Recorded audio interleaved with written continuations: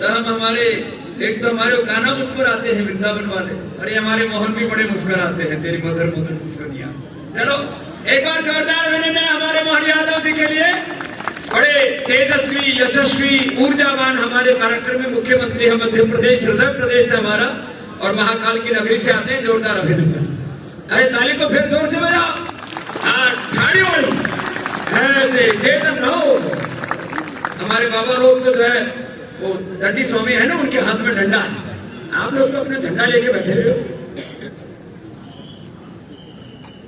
मैं महाकाल की धरती से आता हूं, और एक बार सब जोर से प्रेम से बोलिए जय महाकाल।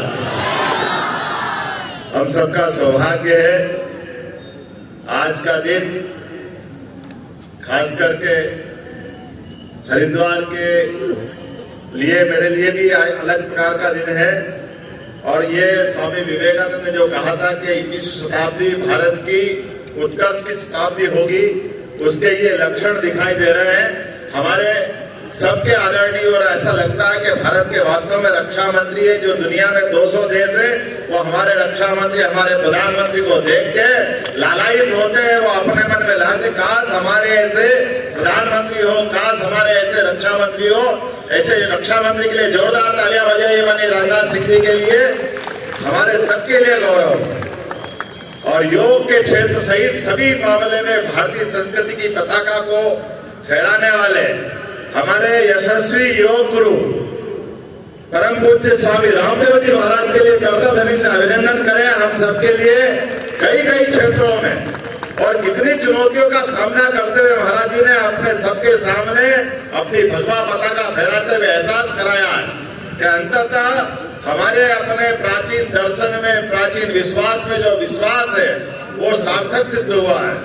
हमारे आज के इस कार्यक्रम में यहाँ के यशस्वी मुख्यमंत्री मान्यवर पुष्कर धामी जी, जोरदार तालियां धामी जी के लिए। अभी अभी जिनने अपना भाषण समाप्त किया, हमारे यशस्वी केंद्रीय मंत्री अर्जुन मेघवाल जी, जोरदार तालियां मेघवाल जी के लिए। और आयुर्वेद में जो अलग जगह है आचार्य बालकृष्ण जी, जोरदार तालियां बालकृष्ण जी के लिए। हमारे सबके परम पुरुष और युग पुरुष के नाते से जिनकी अपनी एक विशेष पहचान पूरे देश में है।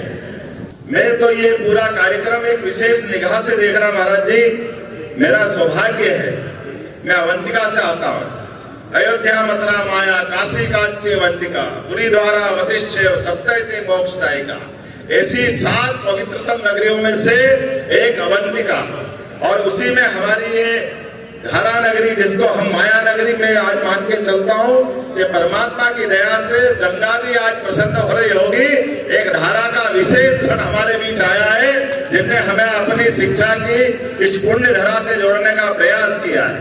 मैं महाराज जी बाबा महाकाल की कृपा से भगवान विष्णु के द्वार पे आया हूँ, और मुझे इस बात का एहसास है ये धरा धन्य हुई 5000 साल पहले भी, जब बाल रूप में भगवान कृष्ण शिक्षा ग्रहण करने कंस के इतने बड़े पराक्रम को करने के बाद आए।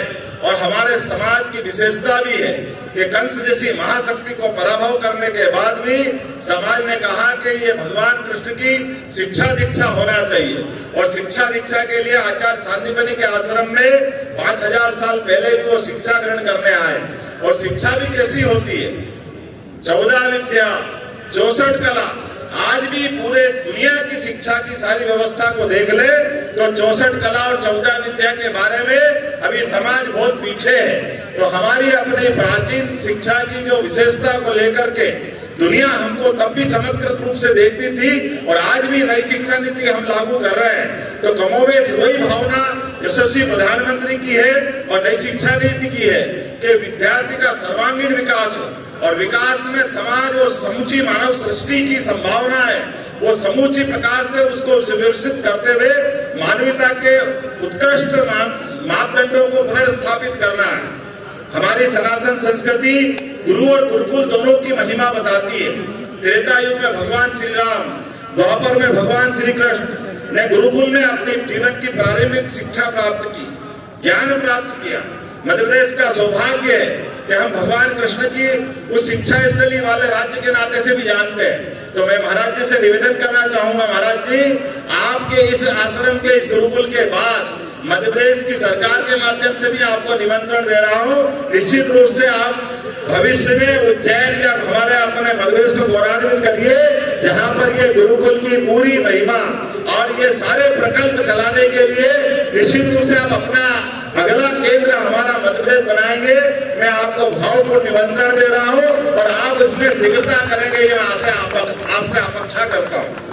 हम सब जानते हैं जिस प्रकार से आज ये अपना कार्यक्रम का विविध प्रकार से शुभारंभ हुआ, और ये बात भी सही है कि आज जब आप ये नए गुरुकुल की भूमि पूजन करके नया संकल्प ले रहे हैं, तो 200 साल पहले महर्षि दयानंद जी ने अलग जगाया था, और स्वामी दशरानंद जी महाराज के माध्यम से गुरुकुल के कई शिष्य, जो अभी आपने मंच पे भी जिनका परिचय कराया, हम सब सौभाग्यशाली रहेंगे।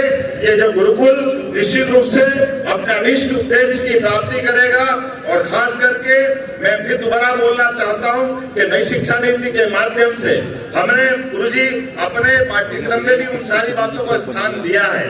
महर्षि दयानंद हो, हमारे तमाम प्रकार के संतों ने जिनने विविध प्रकार से अलग अलग प्रकार से साहित्य की साधना की है, हमने उनको पाठ्यक्रम का हिस्सा बनाया है। हमारे भगवान श्री राम, भगवान श्री कृष्ण और ऐसे तमाम प्रकार के अलग अलग दृष्टांतों को जोड़ करके नई शिक्षा नीति के माध्यम से हमने इनके माध्यम से भविष्य की पीढ़ी को उनसे परिचय कराने का भी और उनके माध्यम से देश की संस्कृति को जोड़ने का प्रयास किया है। मेरी अपनी ओर से इस गुरुकुल के नए भूमि पूजन के बाद इस गुरुकुल निश्चित रूप से बहुत जल्दी बनकर के तैयार होगा और हमारी सारी पीढ़ियों का भविष्य की दृष्टि से तैयार करके दुनिया में मान्यता की स्थापना करेगा। मैं शुभकामना देता हूँ, बधाई देता हूँ। बहुत बहुत धन्यवाद। भारत माता की जय। जय हो भाई मोहन जी की जय हो।